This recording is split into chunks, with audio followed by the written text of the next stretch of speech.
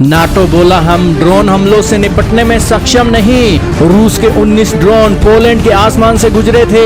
19 में से सिर्फ 7 को ही इंटरसेप्ट कर पाया था पोलैंड। नाटो की असफलता आई सामने।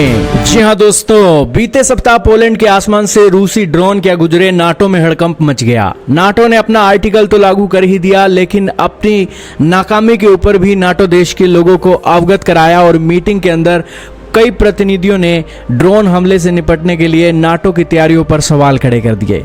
दोस्तों, खबर है कि बीते सप्ताह पोलैंड के आसमान से 19 ड्रोन गुजरे थे, जिनमें से 7 को ही उसकी ओर से इंटरसेप्ट किया गया और ये एक असफलता के तौर पर देखा जा रहा है। हाल ही में नाटो देश की एक मीटिंग हुई जिसमें ड्रोन हमलों से निपटने में नाटो की अक्षमता की बात कही गई। नाटो के महासचिव मार्क रूटे और यूरोपियन यूनियन के राजदूतों की मीटिंग में कई प्रतिनिधियों ने कहा कि ड्रोन हमलों से निपटने के लिए नाटो के सदस्य देशों की तैयारी कमतर है। यह भी चिंता जाहिर की गई कि ड्रोन हमले बेहद कम लागत से होते हैं और उनके जवाब में बड़ी पूंजी खर्च करनी पड़ती है।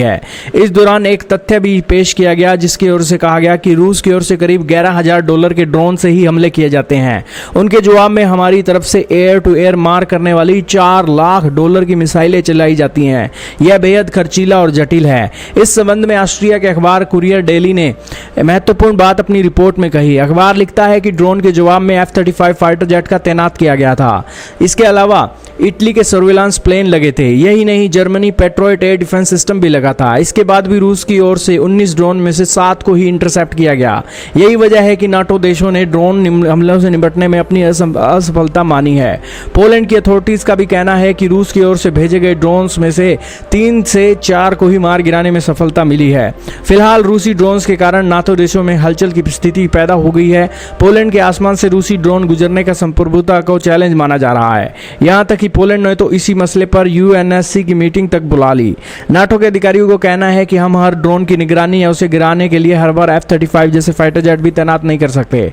फिलहाल इस पर बात हुई कि ड्रोन से निपटने के कारगर और कम खर्चीले तरीकों को विकसित किया जाए। पोलैंड की मीडिया ने कहा कि उनका देश ड्रोन तकनीक से होने वाले हमलों से निपटने में सक्षम नहीं है। हमें अपनी तकनीक का आधुनिकीकरण करना होगा।